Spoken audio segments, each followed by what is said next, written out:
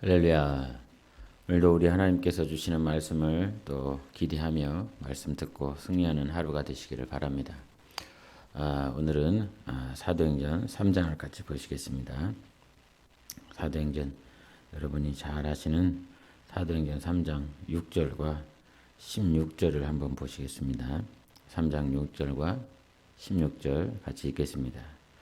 베드로가 이르되 은과 금은 내게 없거니와 내게 있는 이것을 내게 주노니 나사렛 예수 그리스도의 이름으로 일어나 걸으라 하고 16절 그 이름을 믿음으로 그 이름이 너희가 보고 아는 이 사람을 성하게 하였느니 예수로 말미암아 난 믿음이 너희 모든 사람 앞에서 이같이 완전히 낫게 하였느니라. 아멘. 지난 2장을 통해서 하나님의 교회 오순절 날에 성령이 임하셔서 교회의 참 주인 되신 하나님의 영의 임재를 우리가 보았습니다. 그 하나님의 임재로 인하여 교회가 탄생되었고 또 주님의 제자들은 이제 사도가 되었습니다. 사도와 제자의 차이는 무엇일까요?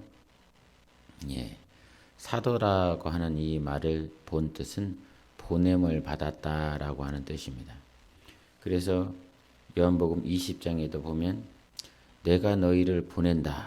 그러면서 예수님께서 숨을 내쉬며 성령을 받으라라고 말씀을 해주셨어요. 그래서 누구에게도 네가 죄가 있다라고 하면 너희들이 죄가 있다라고 하면 그가 죄인이 되는 것이요. 너희가 의롭게 되었다라고 하면 너희들이 의인이 된다라고 하는 그런 권세를 제자들에게 허락해 주시는 모습을 요한복음 20장을 통해서 볼 수가 있게 되는데, 그처럼 내가 너희를 보낸다. 근데 이거를 막무가내로 보내시지 않고 하나님은 이제 사도라라고 하는 것들을 하나님의 성령이 임재한 자들을 보낸다라고 말을 합니다. 특별히 사도 바울은 무슨 얘기를 하냐면 내가 사도가 되었다 이런 표현을 해요. 우리가 무턱대고 그냥 사도 바울 이렇게 표현을 하지만 이 안에는 정말 많은 함의를 포함하고 있는 것입니다. 나는 사람이 보낸 것도 아니고 예루살렘 공의회에서 어떤 공동체에서 보낸 것이 아니라 하나님이 나를 보냈다라고 특별히 성령이 임재하여 주심으로 성령의 인도받아 보냄을 받았다라고 하는 뜻인 것이에요. 그래서 제자와 사도는 굉장히 다른 것이죠. 제자들은 과거에 주님이 제자라고 그랬을 때 그들은 성령을 받지 못한 상태였다 이 말이죠. 그럼에도 불구하고 주님께서 이 공관복음을 보면 제자로 부르셨다. 제자로. 그런데 이제 주님이 부활하시고 난 다음에 성령이 임하고 난 다음부터는 사도가 되었다 이 말이야. 그래서 성령이 임하시면 반드시 변화가 일어납니다. 그렇죠? 여러분 예수 믿고 난 다음에는 그냥 내가 아직 지식적으로 예수님을 믿을 때도 있고 또 내가 어떤 혼적인 기능을 다해서 의지를 세워서 자유의지를 가지고 예수님을 믿을 때가 있어요. 그래서 그런 의지가 굳건할 때는 예수님을 잘 믿는 것 같지만 의지가 갑자기 환경이나 문제로 인해서 이 의지가 연약해졌을 때는 또 저 사람은 불신자와 같은 그런 모양들도 있다 이 말이죠. 그런데 놀라운 건 성령이 임하시면 참 무섭게 변합니다. 성령이 임하시면 과거 그냥 혼적으로 의지를 살려서 믿는 그런 믿음이 아니라 영으로 믿기 시작했나요? 내 안에 계신 하나님이 확실히 내 안에 살아계심을 경험케 해줬기 때문에 그래서 그것을 보고 듣고 만진 바가 되었다라고 하는 것들을 성령으로 경험하게 되죠. 그래서 성령을 모셔드린 사람은 변화가 분명하게 있습니다. 근데 기도는 막 했는데 막 기도는 뜨거워요. 막 두 손을 들고 막 방방 뛰면서 기도원에 가보면 옛날에 요즘은 이 코로나 때문에 산에서 기도하는 사람들이 거의 없어요. 들어보면 기도원에 가는 사람도 극히 드물고 교회도 나오기 힘든데 무슨 기도원까지 가겠습니까? 요즘은 그 산에 있는 기도원들이 다 죽었어요. 기도빨이 다 떨어지고 있는 거죠. 근데 그렇게 옛날에 기도원에 가보면 막 안수 받겠다고 축복기도 받겠다고 막 얼마나 싸우는지 또 기도하라고 하면 막 뒤에서 자기가 제일 충만해. 자기가 세상에서 막 성령 충만을 다 받은 것 같고 성령의 권능을 다 받은 사람처럼 막 그렇게 방방 뛰고 막 두 손을 막 그렇게 한다 이 말이에요. 그러나 진정한 성령의 역사는 기도할 때 분명히 이루어지지만 기도하는 그 시점, 그 당시에만 변화가 이루어지는 것이 아니라 성령의 역사는 우리의 삶을 변화시킵니다. 우리의 삶을. 자, 오늘 본문 말씀 3장 1절을 한번 보시겠습니다. 3장 1절 시작. 제9시 기도 시간에 베드로와 요한이 성전에 올라갈새. 여러분 또 읽어야 될 거니까 2절과 3절도 보겠습니다. 2절도 3절 시작. 나면서 못 걷게 된 이를 사람들이 메고 오니 이는 성전에 들어가는 사람들에게 구걸하기 위하여 날마다 미문이라는 성전문에 두는 자라. 그가 베드로와 요한이 성전에 들어가려 함을 보고 구걸하거늘. 이 안진뱅이를 이렇게 보게 되는데 여기에서 보면 동사가 나와요. 3장 1절에 동사는 어디 가냐면 올라간다라고 하는 거예요. 올라갈새. 그리고 3장 2절에는 못 걷게 된 이를 메고 온다 이렇게 메고 온다라고 하는 것과 3장 2절의 마지막에 보면 성전문에 둔다 이런 동사 세 가지를 볼 수가 있는데 이 동사 세 가지의 특징이 뭐냐면 이 미완료 시제라고 하는 거예요. 미완료 시제. 그러니까 끝났다는 것이 아니라 지속적이고 유지가 된다라고 하는 거예요. 과거에 단번에 단회적으로 한 번만 이렇게 하고 끝냈다는 말이 아니에요. 그러니까 그런 상태로 보면 3장 1절에 베드로와 요한은 성전에 올라갔다라고 하는 말이 과거에 한 번 올라가고 끝났다 이 말이 아니지요. 그죠? 계속 올라가는 거예요. 그 기도 시간에. 제9시 기도 시간에 그 기도 시간을 정해놓고 계속 올라가는 것입니다. 한 번만 기도하는 것이 아니라. 여러분 이것이 변화인 줄 믿습니다. 변화예요.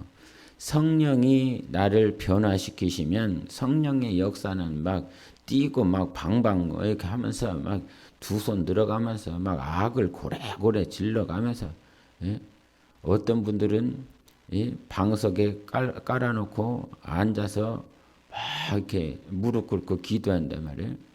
그러면 이제 우리 성령 충만 위해서 기도하십시다. 그러면 정말 좀 거짓말 조금 보태서 1m를 뛰어요. 1m. 1m를 뛴다 이 말이에요. 뛰는 게 성령 충만이요. 막 1m 날아다니는 게 성령 충만이냐 이 말이에요. 성령으로 변화된 사람들의 모양을 우리가 잘 봐야 되는데 베드로와 요한은 그 구시 시간에 성전에 올라간다. 끊임없이 주님을 찾는다라고 하는 거죠. 성령을 안 모신 사람들이 제일 힘들어하는 게 뭡니까? 기도하라는 거. 교회에 나와서 기도하세요. 꼭 기도해야 변화될 수 있습니다. 기도해야 하나님의 음성을 듣고 기도해야 성령을 모셔드리고 기도해야 살아계신 역사를 볼 수 있습니다. 그러나 성령이 인도해 주시지 않으면 이게 기도하러 나오라라고 하는 것 자체를 들을 때가 막 힘이 들어요. 어떻게 기도하라는 거야? 왜 자꾸 교회에서 나와서 기도하라는 거야? 이렇게 되는 거죠. 그런데 여러분, 내가 사랑하는 사람을 만났어요. 아, 눈이 딱 맞았네. 평생 살다가 정말 자기 첫사랑을 딱 만났어요. 그러면 그 첫사랑 만날 때, 아, 왜 자꾸 만나려는 거야? 내가 사랑하는 사람을 만나러 가는 것이 기뻐요, 슬퍼요, 막 두렵고, 막 가기 싫고, 막 그럽니까? 도살장으로 끌려가는 그런 망아지, 송아지 같습니까? 그렇지 않다 이 말이에요. 사랑하는 사람과의 그 스파크가 딱 튀면 만나러 가는 것이 즐겁고 행복하고 기쁘다 이 말이에요. 성령으로 변화된 사람들의 첫 번째 특징이 뭐냐면 성전에 올라가는 것이 즐거운 거예요. 주님을 만나러 가는 것이. 어떤 사람들 참 이렇게 교회를 무시를 하는데 어떻게 무시하냐면 말씀 가지고 무시해요. 요한복음 4장에 사마리아 여자를 만났을 때에 주님께서 너희들이 아버지께 예배할 때가 온다. 예루살렘에서도 말고 이 산에서도 말고 아버지께 예배할 때가 오나니 곧 이때라. 그렇게 아버지께 예배하는 자들은 영과 진리로 예배한다. 이런 말은. 그러니까 예루살렘에서도 말고 산에서도 말고 영과 진리로 예배할 때가 온다. 곧 이때가 그때다. 이런 말을 가지고 참 교회를 무시해요. 저는 그 말씀을 무시하는 것이 아니라 당연히 예배는 성령과 진리가 있어야 돼요. 성령이 운행하시지 않는 그런 예배가 어떻게 예배일 수 있고 진리가 없어. 계속 말장난만 하고 있어. 여러분 말장난하는 설교는 내 영혼을 변화시키지 않아요. 예? 세상 사람들은 이게 다 마찬가지고 또 특별히 교인들 가운데서도 그래요. 성경 말씀 얘기하면 자. 그런데 세상 이야기 또 세상 돌아가는 이야기 그거는 자기도 좀 알거든. 예? 세상 돌아가는 얘기는. 그리고 재밌는 얘기 그런 거 할 때는 막 눈이 번쩍 떠져 갖고 듣는다 이 말이에요. 그런데 이 돌아갈 때는 그것을 계속 듣는다고 생각을 해보세요. 그와 같은 말장난과 같은 말을 계속 듣는다고 생각을 해보세요. 본래 이 육신혼과 혼은 그런 얘기들을 굉장히 듣고 싶어 하죠. 그런데 영혼은 진리의 말씀을 듣기를 원해요. 성령과 진리로 드려지는 그 예배를 너무너무 사모하죠. 그런데 성도들은 우리 교인들은 이런 얘기들을 좋아하더라고. 이런 비유를 좋아하고 이런 예화를 좋아하더라고. 그래서 본질적인 얘기는 하나도 안 하고 맨날 예화, 비유, 어떤 간증만 얘기하는 그런 설교는 무엇인가 들은 것 같지만 뭔가 막 은혜를 받은 것 같지만 우리가 시편 19편에도 뭐라고 말을 합니까? 우리의 영혼을 소생시키시는 것은 여호와의 율법이라고 그랬어요. 복 있는 자는 어떤 자라고 말합니까? 여호와의 율법, 여호와의 말씀을 주야로 묵상하는 자인데 그 자는 시냇가에 심겨진 나무와 같았어요. 바로 물가의 옆에다가 심어놓은 나무기 때문에 그 물의 영양분을 쑥쑥 빨아들이는 것이죠. 그러니 그 예화나 간증과 비유들은 잠깐 웃고 이해할 수 있는 것들이 돼요. 하나님의 말씀.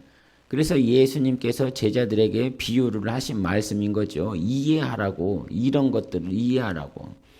그런데 그것만 주구장창 듣는다고 생각을 해보세요. 여러분, 영혼을 살리는 건 진리가 우리를 변화시키는 거예요. 하나님의 말씀이. 근데 이제 뭔 얘기를 하냐면 영과 진리로 예비하면 돼. 뭐 이런 식이라 말이에요. 교회 안 나가도 되고 뭐 모임 가운데 안 나가도 되고 그냥 내가 골방에 있어서 골방에서 예배할 때 그냥 영과 진리로 예배하면 되지. 뭐 구태여 힘이 들고 어렵게 거기 교회 가냐고.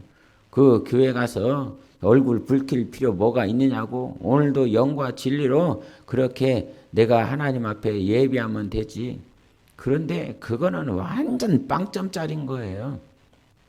영과 진리로 예배한다라고 하는 것을 부정하는 것이 아니라 그 영과 진리로 예배하는 것이 분명한 기초가 되어야 되지만 성령으로 변화가 되어지면 왜 이것을 그냥 올라갔다 구시에 기도하러 간다 이런 표현은 계속 간다라고 하는 것이 왜 큰 변화였냐면 여러분 요한복음 20장에서도 보면 알겠지만 예수님께서 부활하셨어요. 내가 살아났다. 내가 살아난 것을 제자들에게 가서 전해라.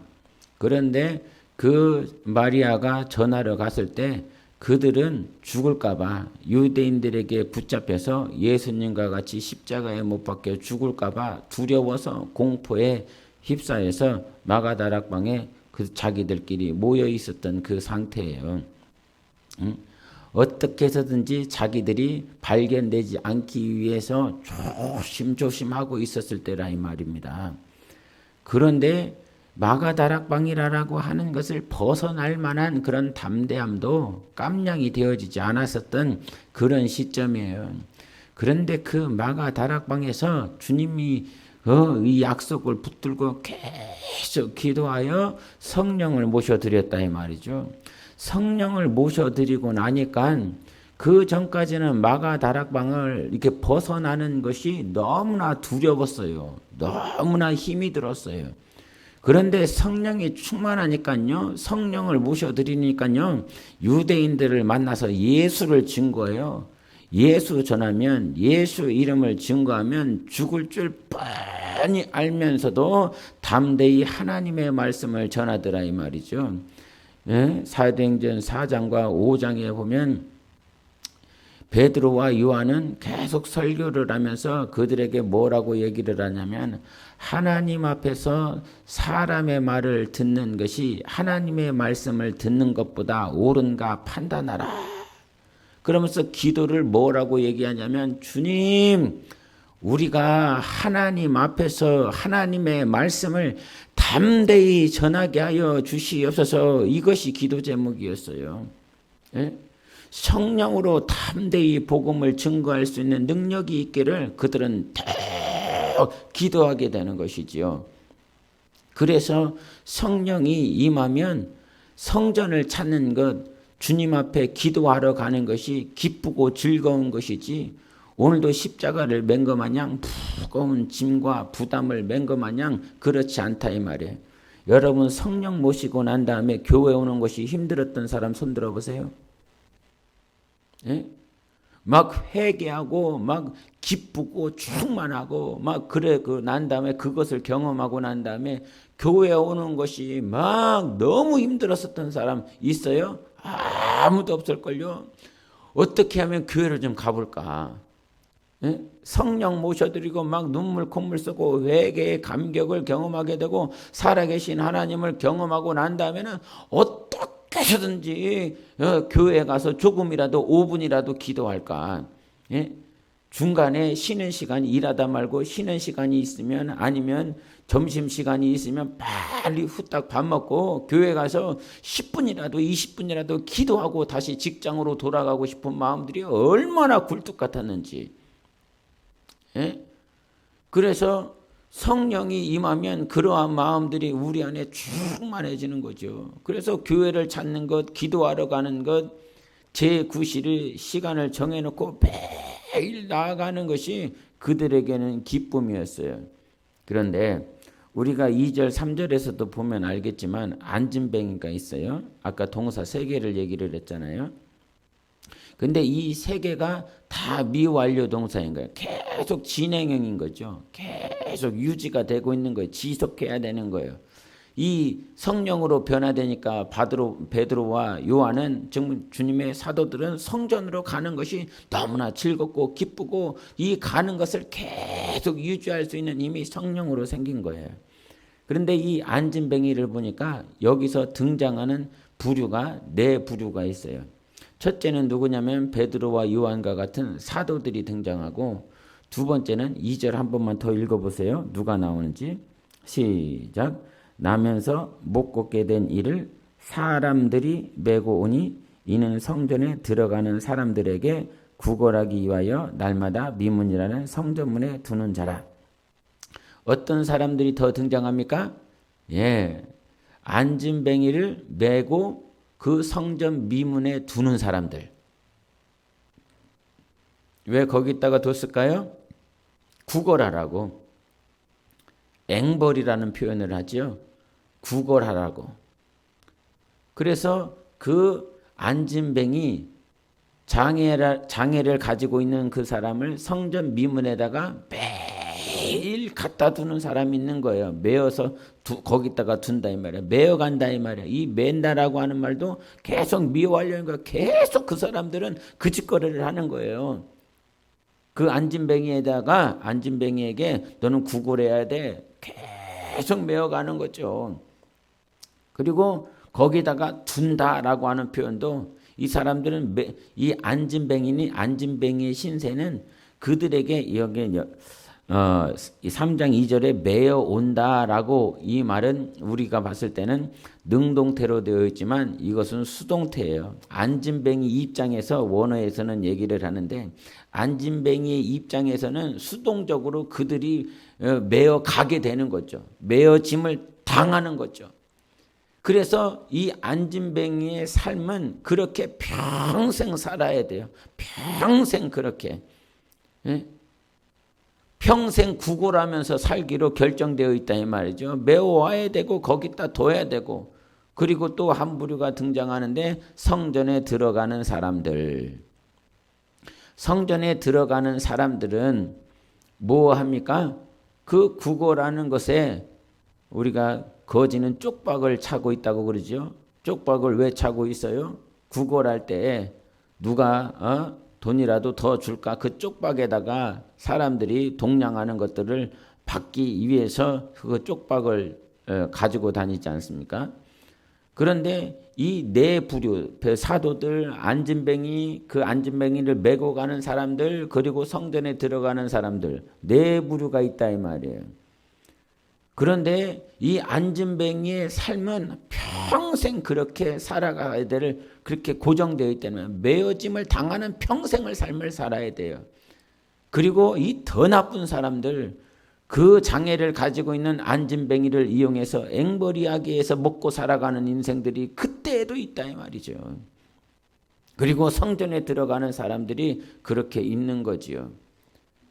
그런데 하나님께서 이 베드로와 요한에게 그를 향한 긍휼의 마음을 줬어요. 안진뱅이를 메고 가는 사람들은 그를 통해서 어떻게 하면 먹고 살아갈까? 이거 아주 나쁜 짓거리를 하고 안진뱅이는 자기의 삶, 자기의 운명이라고 하는 이 운명, 안진뱅이의 삶의 운명을 어떻게 초월할 수도 없고 벗어날 수도 없는 그런 인생이라 이 말이에요. 성전에 들어가는 사람들이 참 많이 있어요. 이게 미문 앞에 있다라고 그러는데 이 미문이라고 하는 것은 헤롯이 성전을 지을 때 약 23m 높이로 그 미문에다가 미문이라고 하는 것은 아름다울 미자 문문자 갖고 아름다운 뷰티풀 게이트라 이 말이에요. 근데 그 뷰티풀 게이트라고 말을 하는 것은 거기에다가 막 금을 막 도배를 해놨다면 너무너무 아름답게 도배를 해놨다 이 말이에요. 그래서 많은 사람들이 그 미문을 통하여 들어갑니다. 네?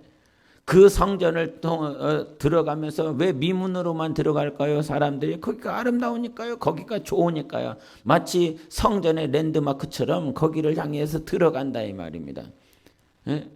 그러면서 그들을 향해서 이 안진뱅이를 향해서 동냥을 해주는데 정말 필요한 것이 무엇이냐? 정말 필요한 것. 이 거지의 운명을 바꿀 수 있는 것은 그 거지 쪽박에다가 동냥을 해줘서 변화되는 게 아니라 말이에요. 쪽박을. 그 거지 신세를 면하게 하려면 우리가 무슨 말을 해요? 거지 쪽박을 깨버려야 되거든요. 그런데 성전에 들어가는 사람들은 선이다. 구제를 한다. 저 가난한 자에게, 저 안진뱅이에게 정말로 구제하기 위하여 저에게 긍휼을 베푼답시고 그에게 동냥을 하는 것이지만 정말 저 저 안진뱅이를 긍휼히 여기고 사랑한다라고 그런다면 그 쪽박에다가 동전을 넣는 것이 아니라 베드로의 그 고백처럼 은과 금은 내게 없거니와 내게 있는 것을 내게 주노니 나사렛 예수 그리스도의 이름으로 일어나 걸으라 이렇게 한다 이 말이죠. 예? 그래서 결국은 이 안진뱅이를 일으키고 어디로 들어가냐면 성전을 향해서 들어간다 이 말이에요. 이 사람은 평생에 성전에 들어갈 자격도 없고 들어갈 수도 없는 사람들 평생 매일 그 자리에서 구걸해야 됐으니까 성전 안에 들어가는 것이 아니라 들어갈 수도 없고 들어오라고 하지도 않고 그저 그렇게 한다 이 말이에요. 예? 여러분 교회 밖에 오늘도 삶의 운명으로 인하여 마치 정해진 인생처럼 내 인생은 이렇게 살아야 돼 라고 그렇게 살아가는 사람들이 얼마나 많이 있어요. 교회 밖에다가 사람들 내버려 두고 교회 안으로 같이 가자고 하는 그런 사람들이 없어요. 당신은 우리 교회에 오기에 부적절해. 당신은 우리 교회에 오면 냄새나.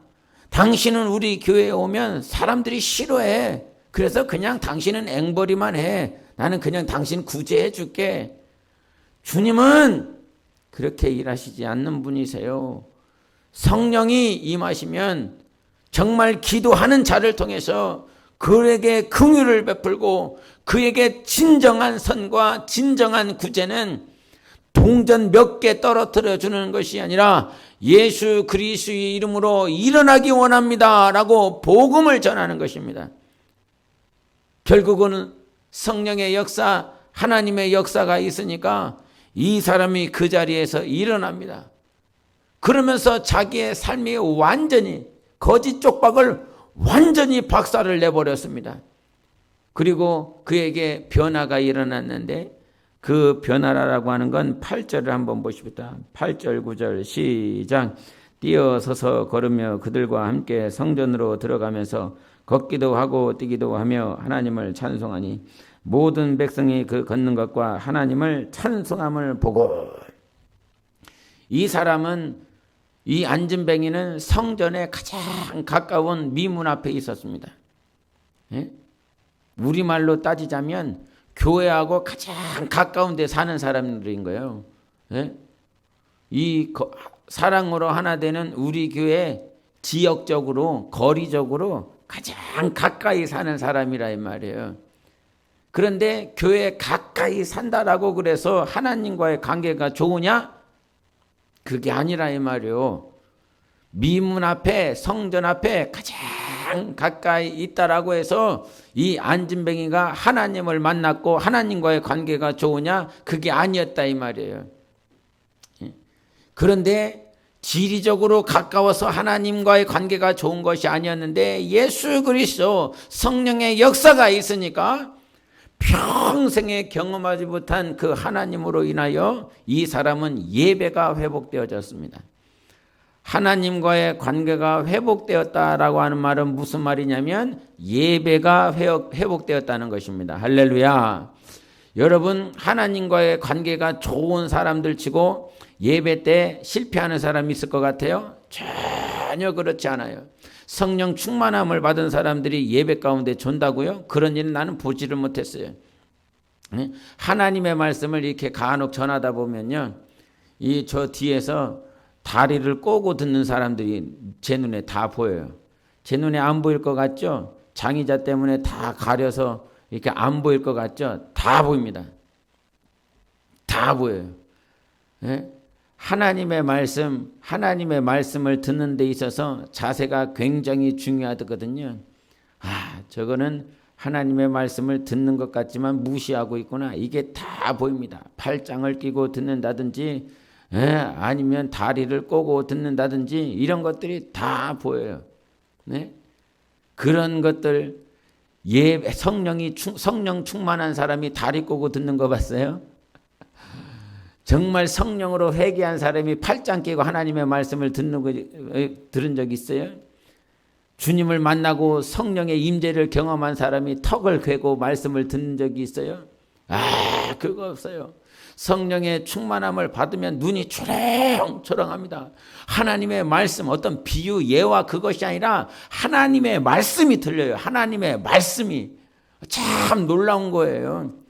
성령이 주장해 주시면 매일 들어서 하나님은 전지전능하십니다. 성령으로 깨어있지 않는 사람은 오늘도 그 말씀 안 해. 그러면서 그냥 그러는지 들어요. 그냥 그러는지 들어요. 오늘도 그 말씀이구나.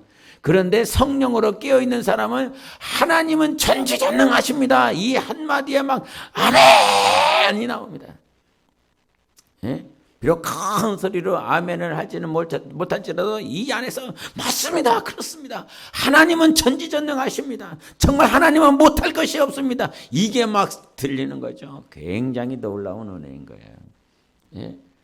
성령으로 하나님의 역사로 변화가 되면 여기서도 말을 하잖아요. 3장 8절에 뛰어서서 걸으며 그들과 함께 성전으로 들어갔다.